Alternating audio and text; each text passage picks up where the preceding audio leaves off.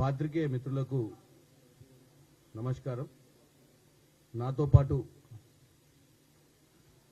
TSTS chairman, Telangana రాష్ట్ర media committee, Telangana Pradesh Congress committee media committee chairman Manne Satish గారు, నూకా కిరణ్ గారు, శ్రీకాంత్ యాదవ్ గారు స్పోక్స్ పర్సన్ కూడా ఈరోజు ప్రెస్ మీట్లో పాల్గొంచుకుంటున్నారు.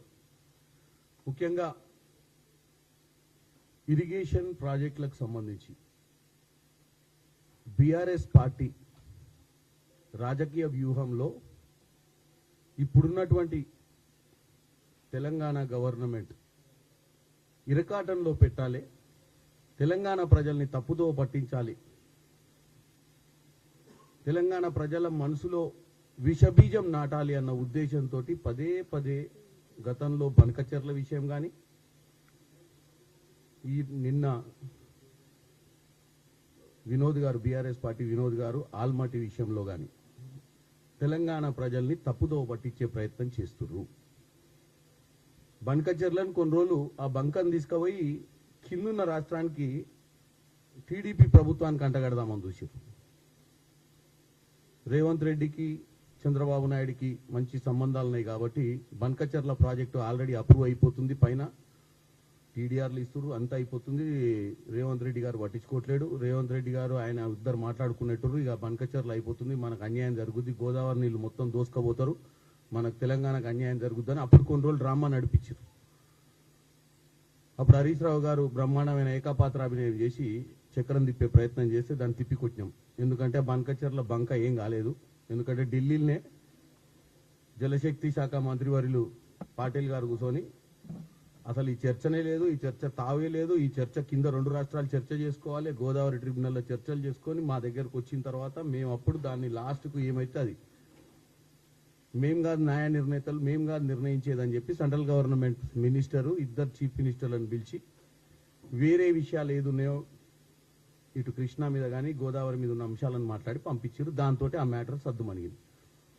మళ్ళా మధ్యన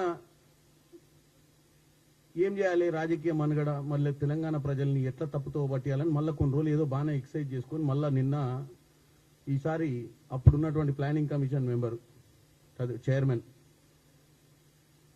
కొంచెం ఇంటెలిజెంట్ పర్సనే వాళ్ళకంటే, ఇప్పుడు ఆయనను పెడితే కొద్దిగా మళ్ళీ వాళ్ళ ఏకపాత్రాన్ని ఏం పేలేదు కాబట్టి కొత్త ఆయనను దింపారు.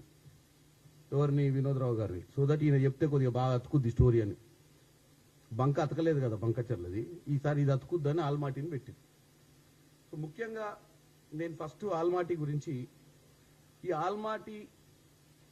ఆల్మట్టి ఆనకట్ట ఎత్తు 519.16 మీటర్లు, దాన్ని 514.25 మీటర్స్ అంటే సరే మీకు ఓవరాల్గా 519, ఆయన ప్రెస్ మీట్లో చెప్పింది అదే, 519, 524 ఎత్తు పెంచితే 100 టీఎంసీల నీళ్లు కృష్ణా జలాలు అక్కడ వాళ్ళు ఆపుకొని ఎక్కువ వాడుకుంటే ఇండైరెక్ట్గా వాళ్ళు చెప్పేది ఏంటంటే అక్కడ 100 టీఎంసీల నీళ్లు వాడుకుంటారు, మనకు అన్యాయం జరుగుద్ది, దాని గురించి మీరు పట్టించుకోవట్లేరు ఈ ప్రభుత్వం అంటే. అప్పుడేమో చంద్రబాబు నాయుడు కంటగట్టిరు ఏమని, ఇప్పుడున్న ముఖ్యమంత్రికి చంద్రబాబు నాయుడుకి ఉన్న సంబంధాన్ని. ఇప్పుడు ఏం చేసారు, అక్కడ కాంగ్రెస్ ప్రభుత్వం ఉంది, సిద్ధరామయ్య ఉండు, ఇక్కడ రేవంత్ రెడ్డి గారు కాబట్టి రేవంత్ రెడ్డి గారు ఏం పట్టించుకోవట్లేడు, రేవంత్ రెడ్డి గారిని అలర్ట్ చేస్తున్నాము, ఇది కృష్ణా జలాల దోపిడీ జరుగుతుంది, పైన వాళ్ళు అది కట్టుకుంటే 100 టీఎంసీల నీళ్లు పోతే మనకు ఆల్రెడీ ఇప్పుడు ఉంది ఎంత 299 కదా, ఈ 299కే మనం పరిమితం కావాల్సిన పరిస్థితికి ఎందుకు వచ్చింది, అది మన తర్వాత మాట్లాడతాం, ముందు ఈ సబ్జెక్ట్ చెప్తాం. ఈ 100 టీఎంసీలు పోతున్నాయి, మనం అప్రమత్తంగా ఉండాలని చెప్తున్నాం. నేను ఫస్ట్ చెప్పాల్సింది ఏంటంటే, ఈ ఆల్మట్టి ఆనకట్ట ఒకవేళ ఎత్తు పెంచితే కూడా వెస్టర్న్ మహారాష్ట్ర అంటే పశ్చిమ మహారాష్ట్రలో ఉన్నటువంటి సాంగ్లీ, కోలాపూర్ ప్రాంతాలల్లో ముంపుకు గురైతాయి. ఫస్ట్ అంటే మనకంటే ముందు మనం పక్కన పెడదాం, మన చరిత్ర చెప్దాం, ఇది ఈరోజు చరిత్ర కాదు. కర్ణాటక ఆల్మట్టి ఆనకట్ట మీద వాళ్ళు సామర్థ్యాన్ని పెంచాలన్నది నిన్న మొన్న పుట్టిన ఆలోచన కాదు. కర్ణాటక 2011లో పుట్టిన ఆలోచన. అప్పటి నుంచి ఆ రోజు ఉన్నటువంటి కాంగ్రెస్ ప్రభుత్వం సుప్రీంకోర్టుకు పోయింది. సుప్రీంకోర్టు ఏదైతే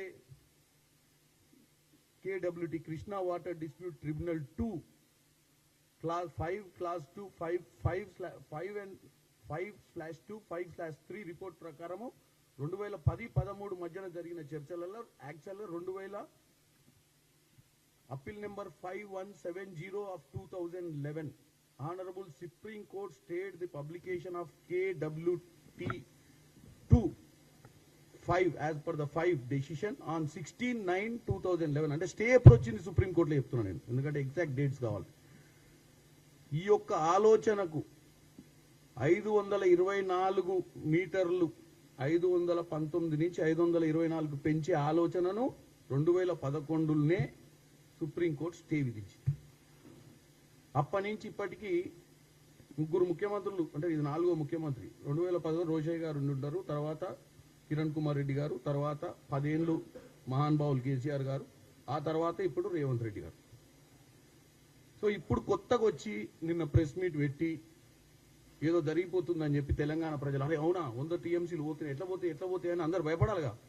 తెలంగాణ ప్రజలకు ఏంది, ఈ ప్రభుత్వము అసమర్థతగా ఉంది, అసమర్థ పాలన జరుగుతుంది, వీళ్ళకి ఆలోచన లేదనేది రేకెంతించనికనే ఈరోజు వినోద్ రావు గారు ప్రెస్ మీట్ పెట్టి ఆల్మట్టి గురించి తెచ్చారు. ఆల్మట్టి అనేది కొత్త సబ్జెక్ట్ కాదు.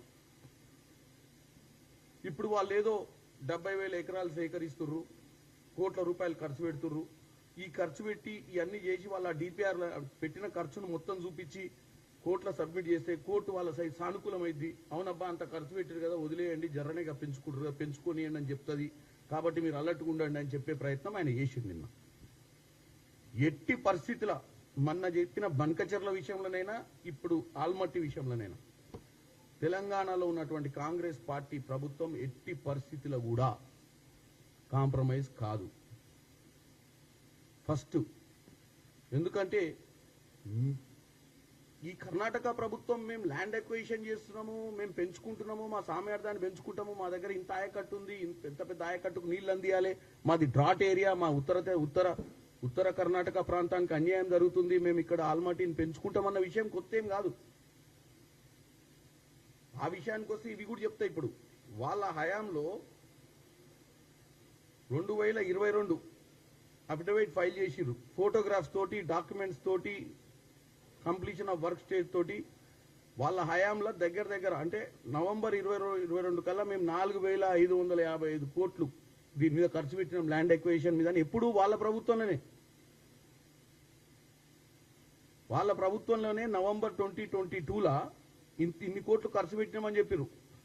ఇంకోటి, state of Karnataka has filed an additional affidavit dated on 8/11/2021 అంటే బీఆర్ఎస్ ప్రభుత్వం ఉన్నప్పుడే revealed that additional affidavit has revealed that it has already spent 13,321 crore by September 2021 for infrastructure related to Upper Krishna project stage 3 including canals, drainage systems, land acquisition, rehabilitation and resettlements, R&R measurements.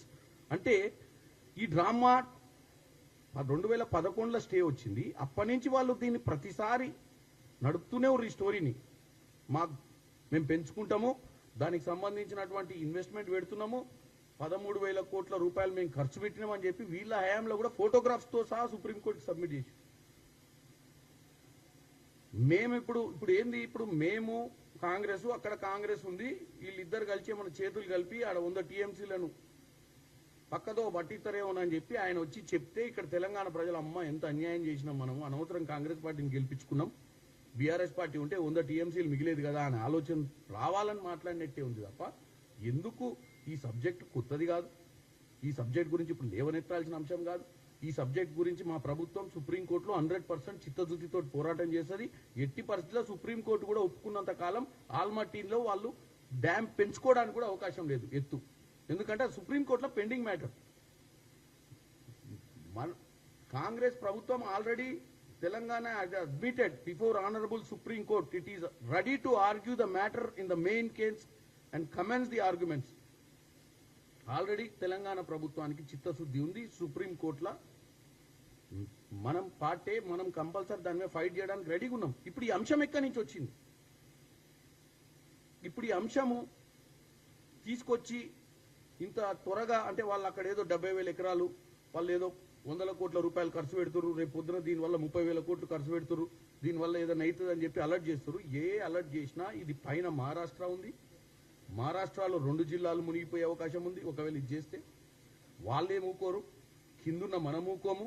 మధ్యన కర్ణాటక ఆలోచించవచ్చు. కర్ణాటక కాంగ్రెస్ ప్రభుత్వం ఉందా, కింద తెలుగుదేశం ప్రభుత్వం ఉందా, దానిపైన శివసేన ప్రభుత్వం ఉందా, దానిపైన ఇంకే ప్రభుత్వం ఉందా అని మనం ఆలోచించాం. ఇక్కడ మీ మాదిరిగా నిమ్మకు నీరెత్తినట్టు ఇక మీ కథ చెప్పాలంటే 299 టీఎంసీలు సరిపోతే అని ఒప్పుకున్నాడు ఎవడు? 65% కృష్ణ మన భూమిలోకి వెళ్ళి పారుతుంటే 35% పారుతున్నటువంటి ఆంధ్రప్రదేశ్కి 500 చిల్లర ఇచ్చిన నువ్వు 299కి ఎందుకు ఒప్పుకున్నావు? అయ్యాలా నీకు కృష్ణా జలాల మీద ఏమాత్రం ఉన్న 299ను కూడా ఒక్కరోజు వాడుకున్న దాఖలాలు లేవు. శ్రీశైలం దాకా వచ్చిన నీటిని అడ్డగోలుగా ఏపీకి మళ్ళీ ఇచ్చినటువంటి దాఖలాలు నీయే కదా. రాష్ట్రంలోకి ఎంటర్ అయిన నీళ్లనే దానాదత్తం చేసి నువ్వు ఆంధ్రాకి పారించినావు. నేను ఈరోజు మమ్మల్ని అలర్ట్ చేస్తున్నావు పైన ఏం జరుగుతుందని 100 టీఎంసీల గురించి. మేము నువ్వు జరగబోతుందేమో, జరుగుద్దేమో, కర్ణాటక వాడు 100 గట్టి 100 టీఎంసీలు హైట్ పెంచుకొని 100 టీఎంసీలు నింపుకుంటాడేమో. అరే నింపుకుంటాడేమో ఏమో కాదా, ఇది జరిగింది చెప్తున్నా. పోతిరెడ్డిపాడు గండిని డబుల్ చేయడంలో రాయలసీమ లిఫ్ట్ ఇరిగేషన్ స్కీమ్ లో 10 టీఎంసీలు ఎత్తిపోసేందుకు సహకరించింది ఎవరు? ఆంధ్రప్రదేశ్కి ఎవరి ప్రభుత్వంలో జరిగింది? అది నీ ప్రభుత్వంలో జరగలేదా? కేవలం తెలంగాణలో నేను తప్ప ఎవరు ఉండొద్దు, నా పేరు నేనే తెలంగాణ తెచ్చిన, ఈ తెలంగాణకు నేనే మొదలు నేనే ఆఖరి లెక్క రాజ్యం వెళ్ళావు నువ్వు. ఇక తెలంగాణ ఉండొద్దు, తెలంగాణలో నాతోటే ప్రాజెక్టులు మొదలు పెట్టాలి, నా పేరు మీద ప్రాజెక్టులు మొదలు పెట్టాలన్న దరిద్రపు ఆలోచనతోటే దక్షిణ తెలంగాణ కృష్ణా జలాల మీద పెండింగ్ ప్రాజెక్టులకు 5-10 వేల కోట్లు ఖర్చు పెట్టకుండా మొత్తం తీసుకుపోయి కాళేశ్వరం మీద గుప్పినవు. ఎందుకు గుప్పినవు?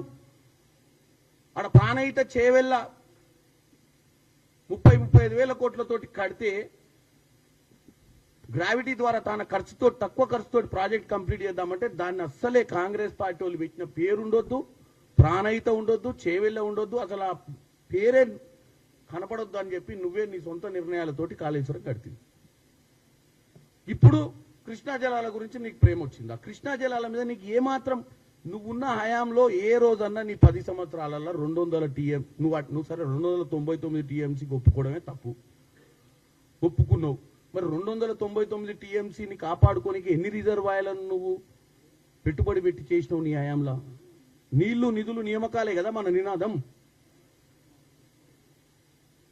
నీళ్ల మీద నీకు ఏమాత్రం అవగాహన ఉంది? నీళ్ల మీద అవగాహన ఉన్నా, నీళ్ల మీద ప్రేమ ఉన్నా, నువ్వు ఇచ్చినటువంటి నువ్వేదైతే ఉద్యమం సమయంలో తీసుకున్నటువంటి నినాదంలో ముఖ్యాంశమైనటువంటి నీళ్లు, ఎందుకంటే ఆ రోజు నువ్వు ఒక్కరిమే మాస్టర్, ఎవరికి తెలియదు తెలంగాణ ప్రజలు పాప అమాయకులు, టీఎంసీ ఏందో క్యూసెక్ ఏందో, నువ్వే కదా మాస్టర్ ఆఫ్ ఇరిగేషను, నువ్వే కదా తెలంగాణ ప్రజలను చెప్పింది ఆ రోజు. ఆంధ్ర పాలకులు మన దగ్గర బ్రహ్మాండంగా నీరు దోచుకోబోతురు, నిధులు దోచుకోబోతురు, నియామకాలు దోచుకోబోతురు అనే కదా మన 1600 మంది బిడ్డలను రెచ్చగొట్టి వాళ్ళ ప్రాణ నష్టం జరిగినాక తెలంగాణ వస్తే నువ్వేం చేసినావు?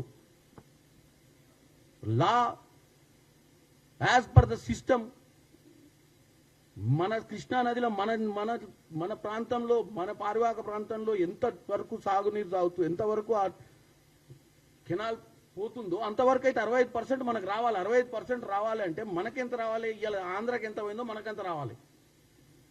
మనకు వచ్చిన 299 ఆంధ్రాకు పోవాలి, 500 చిల్లర మనకు రావాలి, 900 దాంట్లో. మరి ఎందుకు కాలేదు? మరి అంత పెద్ద మహానుభావుని అన్ని ఉద్యమాలు చేసినవి మరి ఆ రోజు 299కి కుదిస్తే మరి 10 ఏళ్ళు ఎందుకు నిమ్మకు నీరెత్తినట్టున్నావు? ఎందుకు పోరాటం చేయలేదు? ఎందుకు కృష్ణానది గురించి నువ్వు పట్టించుకోలేదు? దాని మీద ఉన్న ప్రాజెక్టుల గురించి పట్టించుకోలేదు?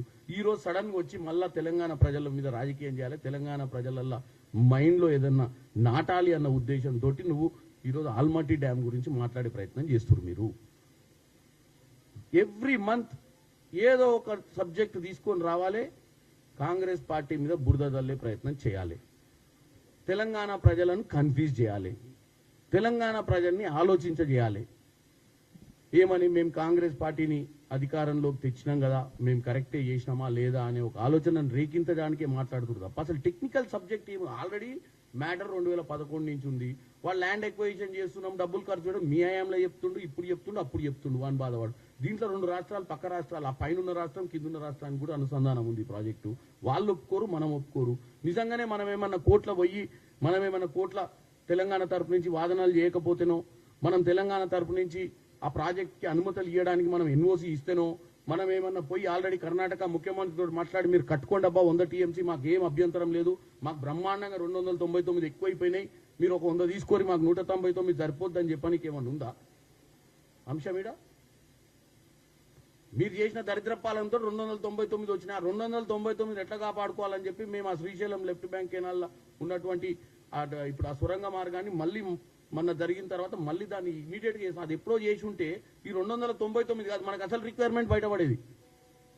ప్రాజెక్టులు కంప్లీట్ చేసి ఉంటే పాలమూరు రంగారెడ్డి ఎస్ఎల్బిసి టన్నలు ఇవన్నీ కనుక మీరు 5,000 కోట్లు 10,000 కోట్లు పెట్టుంటే 5-6 లక్షల ఎకరాలకు నీళ్లు సాగేది. వాస్తవంగా తెలంగాణ బిడ్డలకు తెలంగాణ తెచ్చుకునేందుకు నీళ్ల విషయంలో న్యాయం జరిగేది. ప్రాణహిత చేవలను అట్లనే కట్టుంటే ఇవాళ హైదరాబాద్కి రావాల్సినటువంటి మంచినీళ్ళు కూడా బ్రహ్మాండంగా వచ్చేటి గండిపేటకు. ఇవాళ నువ్వు దాన్ని కూడా కన్ఫ్యూజ్ చేసి మొన్న ఒక ఆయన కేటీఆర్ గారు ఆ విషయంలో కన్ఫ్యూజ్ చేస్తుండు. మేము అసలు 1,100 కోట్లకే నీళ్లు తెద్దాం అనుకున్నామని, వీళ్ళు 7,000 కోట్లకు తెస్తాడని. అసలు ఆ 11 కోట్లది ఏదన్నా దాని మీద రీసెర్చ్ చేయలేదు, దాని మీద టీడీఆర్ లేదు, దాని మీద చర్చ లేదు. దాన్ని కొండపోచంపల్లి నుంచి తీసుకొస్తావా, కేశవాపురం నుంచి తీసుకొస్తావా, కేశవాపురం నుంచి మరి గండిపేటలకు ఎట్లా తీసుకొస్తావా, అసలు కేశవాపురం కట్టినవా? రేవంత్ రెడ్డి గారు 20 టీఎంసీ నీళ్లు భవిష్యత్తును ఆలోచించి, మూసీని ఆలోచించి, మంచినీళ్ళని ఆలోచించి ఆయన డైరెక్ట్ మల్లన్న సాగర్ నుంచి తెస్తుండే. ఎందుకంటే అక్కడ 50 టీఎంసీలు ఉన్నాయి కాబట్టి. నువ్వు కేవలం వచ్చి ప్రెస్ మీట్లో ఏమన్నావు, తెలంగాణ ప్రజల్ని కన్ఫ్యూజ్ చేయడానికే మేము 1,100 కోట్లకే తెద్దాం అనుకున్నాం, రేవంత్ రెడ్డి వచ్చి 7,000 కోట్లు చేసిండు అన్నావు, వెళ్ళిపోయినావు. ఇక అసలు దాని మీద ఏం చెప్పలే. ఇక అసలు ఎక్కడి నుంచి తెద్దాం అనుకుండు, 20 టీఎంసీలు ఎట్లకెళ్ళి తెద్దాం అనుకుంటుండు. కొండపోచమ్మ పెళ్లి కెపాసిటీ 15 టీఎంసీలు. అది ఇరిగేషన్, అక్కడ ఉన్నటువంటి ఆయకట్టు రైతులు ఊకోని కూడా ఊకోరు. ఆ 15 టీఎంసీలు వాళ్ళకి సరిపోనుందాడ. మనం ఒక ఆలోచనతోటి కొండపోచంపల్లి నుంచి మల్లన్న సాగర్ నుంచి కొండపోచమ్మపల్లికి తెచ్చి, కొండపోచమ్మపల్లి నుంచి ఈయన మళ్ళీ కేశవపురం తీసుకొని, కేశవపురం నుంచి ఇట్లా తీసుకొచ్చి ఇలా కలుపుతా అని చెప్పి ఒక 4-5 ప్యాకేజీలు చేసి దీన్ని 12-13 వేల కోట్లకు తీసుకుపోయేటోళ్ళు వాళ్ళ చేతిలో పెడితే. ఆఖరికి ఏమో అంటే ఆ కొండపోచంపల్లికి వచ్చేవి కావు, ఈ కేశవపురంకి వచ్చేవి కావు, ఈ కిందికి పోయేవో కాళేశ్వరం లెక్కనే ఎక్కడో మధ్యన గులేశ్వరం అయ్యేది, నీళ్లు కూడా వచ్చేవి కావు. ఇప్పుడు మనం ఏం చేస్తున్నారు, రేవంత్ రెడ్డి గారు డైరెక్ట్ మల్లన్న సాగర్ నుంచి 20 టీఎంసీలు డైరెక్ట్ గుంజుకొని గండిపేటలకు తీసుకొచ్చి పర్మనెంట్ డ్రింకింగ్ రిసోర్సెస్ ని 365 days 24/7 వాటర్ అవైలబిలిటీ తీసుకురావాలని ఒక పట్టుదలతో పనిచేస్తుంది. బంకచర్లను తీసుకొస్తారు గోదావరి మీద ముచ్చట చెప్పనికి. హైదరాబాద్ మంచినీళ్లు మూసింగ్ చేద్దామంటే దాంట్లో కాళ్ళ కర్రలేనిక చూస్తారు. అట్టెట్ అవుతుంది. ఉట్టిగా నేను నోటుకు వచ్చింది చెప్పిపోయింది. ఇవాళ కూడా ఛాలెంజ్ చేస్తున్నావు. 1,100 కోట్లు నువ్వు ఏం డిపిఆర్లు తీసినావు, ఏం అప్రూవల్ ఇచ్చినావు, దాని మీద కేటీఆర్ నువ్వు 1,100 కోట్లను ఉట్టిగా మన ఏదో ఈ మధ్య కేటీఆర్కి మతిస్థిమితం భ్రమించింది. ఒక ఆడ పోతాడు 563 మంది అభ్యర్థులు 3 కోట్లు ఇచ్చారని చెప్పిండు. అరే నువ్వు నీ కింద ఎవడో చేలేగాడు మాట్లాడితే అర్థం పర్థం ఉంది. నువ్వు స్థాయికి వచ్చినావు, మళ్ళీ రాత్రి పండుకొని ముఖ్యమంత్రి అవుతాను కలలు గంటావు. మాట్లాడేటప్పుడు జర జాస పెట్టి మాట్లాడాలి కదా. 563 మంది అభ్యర్థులు 3 కోట్లు ఇవ్వడానికి కౌంటర్ పెట్టిరే అందాడ ఎవడు ఫస్ట్ వచ్చి కడతానికి సీట్ ఇస్తామని. నీ న్యాయంలో అట్లా జరిగేది కావచ్చు, ఎందుకంటే నీ న్యాయంలో అపోజిషనే లేదు. మీ నాయన అందరినీ ఇళ్లలో పెట్టిండు, ఉన్నోని కొనుక్కుండు, ఇంట్లో వేసుకుండు గెలిచిన ఎమ్మెల్యేలను. కాబట్టి నువ్వు ఏం చేసినా నడిచింది. 8 లక్షల కోట్లు అప్పు చేసినా నడిచింది, రాష్ట్రాన్ని కూల్చినా నడిచింది, కాళేశ్వరాన్ని కూల్చినా నడిచింది. మరి ఇప్పుడు అట్లా నడవదు, ఎందుకంటే బ్రహ్మాండమైన అపోజిషన్ ఉంది. అపోజిషన్ లీడర్ వస్తలేడు అంతే కానీ అపోజిషన్కి ఏమైంది, బ్రహ్మాండంగా ఉంది. అపోజిషన్ లీడర్ వస్తే ఇంకా బ్రహ్మాండంగా ఉండేది అసెంబ్లీకి. మేము రావా నాయన, మా అప్పుడేమో ఓని రాకుండా చేస్తుంది. అప్పుడు రేవంత్ రెడ్డి వస్తాడేమో అని చెప్పి కొడంగల్లా అడ్డగోలుగా పైసలు ఖర్చు పెట్టి రేవంత్ రెడ్డి వస్తే బాగా ప్రశ్నిస్తాడని ఏదో స్కీమ్ వేసి ఓడగొడుతుంది. నీకు 2018 నుంచి 2023 దాకా బ్రహ్మాండంగా ఎంజాయ్ చేసినావు పవర్ని. ఇప్పుడు నేను ఒకటే చెప్తున్నా, కేటీఆర్ గారు ఇష్టం ఉన్నట్టు ఇవాళ వినోద్రావు గారికైనా నిన్నటి కేటీఆర్ 1100 గురించి మంచినీళ్ళ గురించి అయినా ఈరోజు ఆల్మాటి గురించి అయినా మన బన్కచర్ల గురించి అయినా వీటన్నిటి మీద మీరు తెలంగాణ ప్రజల్ని కన్ఫ్యూజ్ చేస్తుర్రు. ఇంట్లో ఏం జరగకముందే జరిగింది బౌ బౌ బౌ బౌ అనగానే ఏదో అందరు చూస్తారు, ఏదో దొంగలు పడుతుంటారు ఎక్కడి నుంచి అని. అసలు దొంగలు పడ్డది మీ రాజ్యంలో, మీరు పాలించిన రాజ్యంలో దొంగలు పడి దోసుకొని వెళ్ళిపోయారు. దాని గురించి చర్చ మేము చేయకుండానే మీరు ప్రజల్ని తప్పుదోవ పట్టించి మీరు చేసిన దరిద్ర పాలన మర్చిపోవాలన్న ప్రయత్నం చేస్తున్నారు.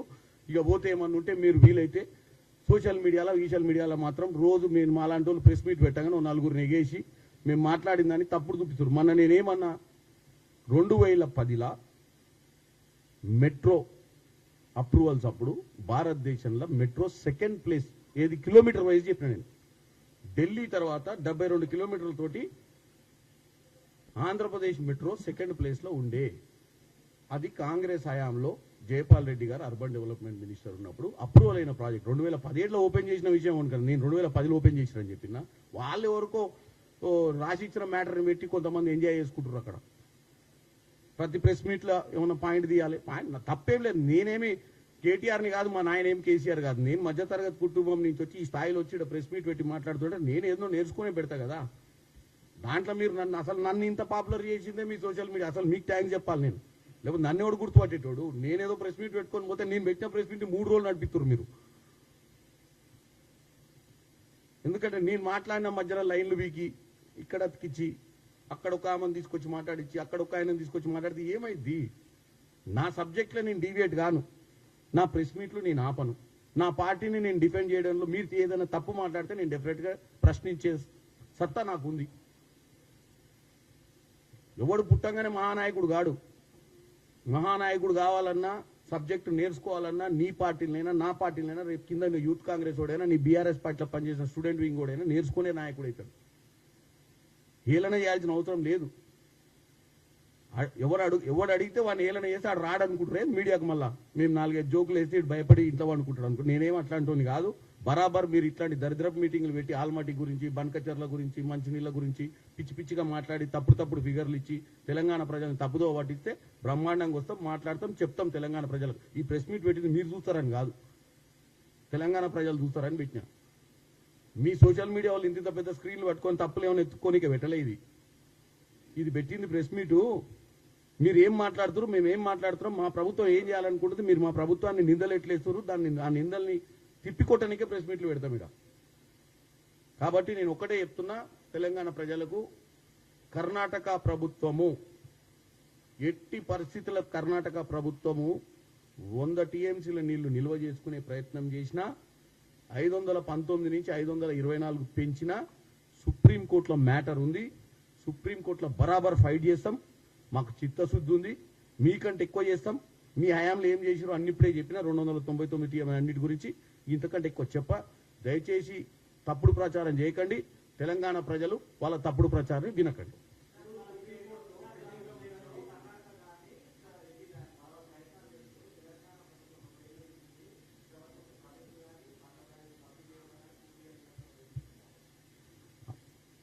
మేము వచ్చినాకనే కదా ఎస్ఎల్బీసీ ప్రారంభం చేస్తే ఒక ఇన్సిడెంట్ కూడా అయింది.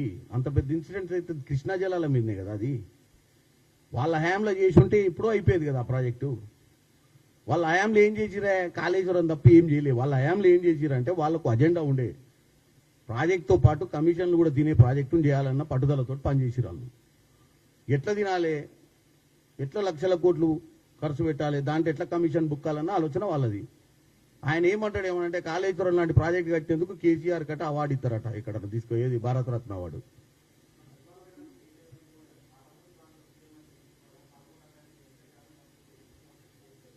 పాలమూరు రంగారెడ్డి మీద ఇంతో అంతో పనిచేసిన, కృష్ణా జనాల మీద పనిచేసిన గత కాంగ్రెస్ ప్రభుత్వం చేసింది. 10 ఏళ్ళు వీళ్ళ హయాంలా కృష్ణాని ఎండబెట్టిర్రు. ఇంత పెద్ద పీకుడు మాటలు మాట్లాడతారు కదా. 299 టీఎంసీలా ఒకసారి వాళ్ళని వచ్చి ప్రతి సంవత్సరం ఎక్సెల్ షీట్ తీసుకొని రమ్మని చెప్పండి హరీష్ రావు గారిని. 299 టీఎంసీలలో ఎన్ని టీఎంసీలు వాడుకుండో ఆయన హయాంలో. నీళ్ల కోసమే కదా పోరాటం చేసింది. అంటే మేము చేయలేదా దక్షిణ తెలంగాణ వాళ్ళు? ఈయన సిద్దిపేట ఇల్లే కలిసి తెలంగాణ తెచ్చిర్రా? దక్షిణ తెలంగాణను మొత్తం ఎండబెట్టి దక్షిణ తెలంగాణ రైతులను ఎండబెట్టింది వీళ్ళు కాదా? అసలు 299 టీఎంసీలు ఎందుకు ఒప్పుకోడు చెప్పు? ఇంత తెలివికల్లోడు ఎందుకు చేయలేదు? మరి పాలమూరు రంగారెడ్డిని ఎందుకు ఫినిష్ చేయలేదు? అవన్నీ పైన ఉన్న ప్రాజెక్టులు ఎందుకు ఫినిష్ చేయలేదు? ఎస్ఎల్బీసీ ఎందుకు చేయలేదు? దాని మీద చర్చ. నేను ఏమంటున్నా, ఉట్టిగానే తెలంగాణ ప్రజల ముందు నాకు లాంగ్వేజ్ ఉందనో, ఆయనకు లాంగ్వేజ్ ఉందనో, ఆయన బ్రహ్మాండంగా మాట్లాడతాడనో, వాళ్ళకు ఆల్రెడీ ఒక 15 years ఎక్స్పీరియన్స్ ఉందనో, అది కాదు సబ్జెక్టు. ప్రజలకు అర్థమయ్యేటట్టు చెప్పు. నీ హయాంలో ఏం చేసినావు? 299కి ఎందుకు ఒప్పుకున్నావు? ఆ 299 పోనీ ఎప్పుడైనా వాడుకున్నావా? ఎందుకు వాడుకోలేదు? కాంగ్రెస్ పార్టీ సగం మిగిలిచ్చిన దక్షిణ తెలంగాణకు సంబంధించిన కృష్ణా జలాల మీద ఉన్నటువంటి ప్రాజెక్టులు సగం కంప్లీట్ చేయాల్సిన ప్రాజెక్టులు ఎందుకు కంప్లీట్ చేయలేదు? కాలువలు ఎందుకు కంప్లీట్ చేయలేదు? ఆ స్టోరేజ్ ట్యాంకులు ఎందుకు చేసుకోలేదు? సింపుల్. ఎందుకు చేయలేదు అంటే ఇందుకే ఉత్తర తెలంగాణలో ఉన్నటువంటి కాళేశ్వరం ప్రాజెక్ట్ కోసం చేయలేదు. ఉన్న పైసలన్నీ ఆడ బోర్లు ఇచ్చిండు. ఇప్పుడు అప్పలపాలైంది రాష్ట్రం.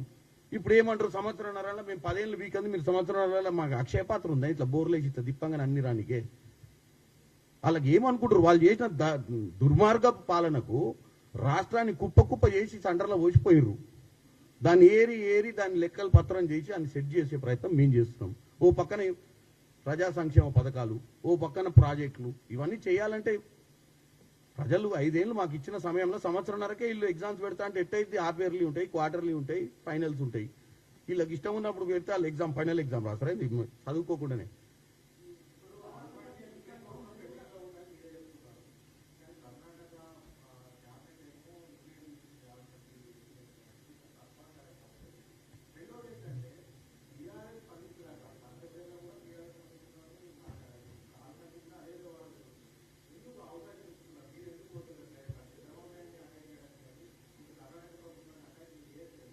నీకు అర్థం కావట్లేదు. అదే చెప్పిన, వీళ్ళకి ఏం జరగకముందే వీళ్ళు ఒక ఇష్యూని క్రియేట్ చేస్తారు. ఏ ప్రభుత్వం అయినా అక్కడ ఓటర్లను వాళ్ళకు ఉన్నటువంటి అజెండాలు ఇంప్లిమెంట్ చేయాలని ఏ ప్రభుత్వాన్ని, ఇప్పుడు కర్ణాటక ప్రభుత్వం మీద ప్రెషర్ ఉంటుంది ఇంప్లిమెంట్ చేయమని. బనకచెర్ల ప్రాజెక్ట్ కట్టాలని చెప్పి చంద్రబాబు నాయుడుకి ఆలోచన ఉంటుంది. దీనికంటూ ఒక సిస్టమ్ ఉంది కదా, ఎవరు ఇష్టం ఉన్నట్టు వాళ్ళు చేసుకోనికి లేదు. సుప్రీంకోర్టులో మ్యాటర్ ఉంది. నిజంగానే మీరు అన్నట్టు, మీరు ఒక్కటే మ్యాటర్ మీరు అడిగిర్రు, క్లారిఫికేషన్ ఇస్తున్నా. మీరు అన్నట్టు బనకచెర్ల విషయంలో రేవంత్ రెడ్డి గారికి ఏమో జరుగుతుంది, మనకు ఆడ బనకచెర్ల కట్టడానికి అంత అప్రూవ్ అయిందని చెప్పారు. మరి నిజమా? అది అప్రూవ్ అయిందా? అంతా సెంట్రల్ గవర్నమెంట్ ఒప్పుకుందా? అప్రూవ్ అయిందా? కాలే కదా. కానీ ఏం చేసిరు? ఒక రాయి వేసి చూసారు. సో తెలంగాణలో మొత్తం అదే బనకచెర్ల ఏమో అయిపోతుంది, మన నీళ్లు దోసుకోబోతున్నారు ఆంధ్రోళ్ళు అనేది.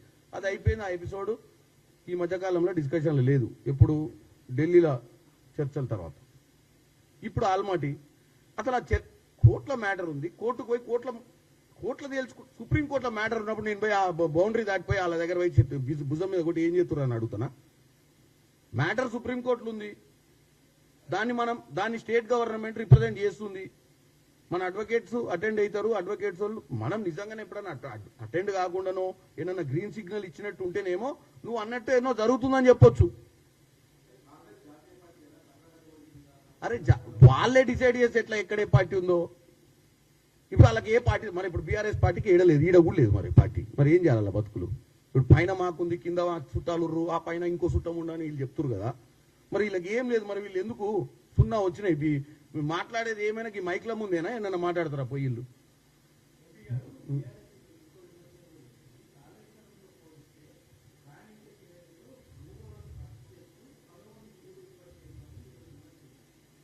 మరొకసారి అడగండి.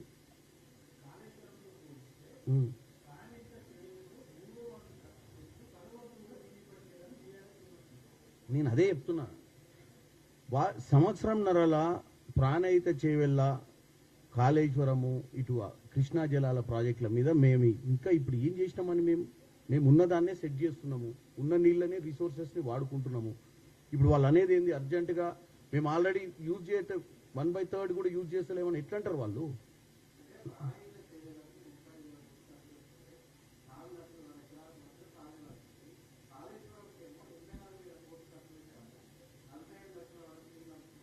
ఏడాందినే అది చూపించమంటున్నా. కాళేశ్వరం 2019లో మొదలుపెట్టారు. కాళేశ్వరం మొదలుపెట్టినప్పటి నుంచి సరే, అది మేడిగడ్డ దగ్గర పిల్లర్లు కుంగిపోయిన దాకా మాట్లాడదాం. 23 ఎన్ని 4 ఏళ్లలో మీరు ఒకసారి హరీష్ రావు గారిని అడగండి. ఈ 4 ఏళ్ళ ఎన్ని ఎకరాలకు నిజంగానే కాళేశ్వరము కూలేశ్వరం కాకముందు కాళేశ్వరం కింద ఎన్ని నీళ్లు పారించారో ఒకసారి మీరే స్టాటిస్టిక్స్ తీయండి. మనం పేపర్ల మీద డిపిఆర్లు వేయడము, 4 గోడల మధ్యన చర్చలు చేసుకోవడము, బ్రహ్మాండమైన ప్రజెంటేషన్లు ఇవ్వడం గొప్ప కాదు. 19 నుంచి 23 వరకు కాళేశ్వరం ప్రాజెక్ట్ కింద ఎన్ని ఎకరాల నీళ్లు సాగు జరిగింది, ఇన్ని లక్షల కోట్లు పెట్టినాం, గన్ని లక్షల ఎకరాలకు నీళ్ళు ఇస్తామని చెప్తుండు కదా. మీరు 1/3కే ఇస్తా అన్నారు 35,000 కోట్లు, నేను 80,000 కోట్లు పెట్టి దానికంటే 3 ఇంతలు ఇస్తున్నా అన్నాడు కదా. అదే కదా మీ ప్రశ్న. మరి 3 ఇంతలు ఇచ్చేటోడు ఇప్పుడు మమ్మల్ని అడుగుడు ఎందుకు? ఆయన లాస్ట్ 3 years టర్మ్ చెప్పమని చెప్పండి. 23 కంటే ముందు 19 నుంచి స్టార్ట్ చేద్దాం. 19 నుంచి కాళేశ్వరం కింద బ్రహ్మాండంగా ఓపెన్, అది దాచిపెట్టేది ఏం లేదు. ఎన్ని ఎకరాలు నీళ్ళు పారింది అనేది ఆయన అబద్ధం చెప్పినా మేము ఊకోంగా. 160 TMC ఎంత ఇవ్వాలి సంవత్సరానికి?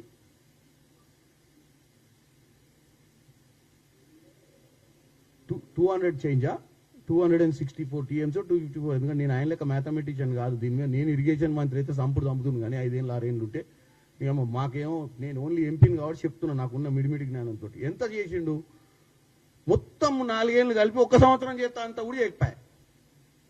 ఇదే లెక్క. నేను మన తెలంగాణ లెక్కలు చెప్పాలంటే సంవత్సరానికి ఎన్ని టీఎంసీలు నీళ్ళు ఎత్తిపోస్తా అన్నాడు కాళేశ్వరంలో, మొత్తం 4 ఏళ్ళ కలిపి 1 సంవత్సరం చెప్పినంత కూడా చేయకపోయా. మరి ఎందుకు అంత డబ్బు ఖర్చు పెట్టింది ఒప్పుకుండు. అంత డబ్బు ఖర్చు పెట్టి పోనీ అది 80, మేమైతే 1,00,000 చిల్లర అయింది అంటున్నాం. ఎందుకంటే మాకు తెలుసు కదా ఎంత అయిందో. లెక్కలు కడుతుంది మేము కదా, వాళ్ళు కాదు కదా. వాళ్ళు వేసుకొని పోయి ఇప్పుడు కట్టేది మేంగా నెల కిస్తీలు. ఇప్పుడైతే క్లారిటీ అర్థం. తెలంగాణ ప్రజలకు ఒకటే 1,00,000 కోట్లు అయింది, మేము 35,000 కోట్లకు కడతా ఉన్నాం. మరి 1,00,000 కోట్లకు కట్టిన దాంట్లో ఆయన ఇచ్చిన ఎకరాలు ఎన్నో చెప్తే మరి ప్రజలకైతే క్లారిటీ వస్తుంది కదా. ఇవన్నీ ఇక బక్వాస్ మాటలకి వాళ్ళకి ఏం పని లేదు. 2 రోజులకు ఒకసారి ఏదో ఒకటి కాగితాలు పట్టుకొని వచ్చి ప్రెస్ మీట్ పెట్టాలి, ఈ కాంగ్రెస్ ప్రభుత్వాన్ని దూషించాలి, విషం జమ్మాలి, తెలంగాణ ప్రజల ముందు కాంగ్రెస్ని నిలబెట్టాలి. గంటే దానికి కౌంటర్ ఇస్తే మళ్ళీ 2 రోజుల తర్వాత ఈ సబ్జెక్ట్ బంద్ చేస్తారు, ఇంకో సబ్జెక్ట్లోకి వెళ్ళిపోతారు. అబ్బా ఇది వద్దులే, ఇది ముట్టుకుంటే మళ్ళీ ఏదో కరెంట్ షాక్ దాటిస్తుందని.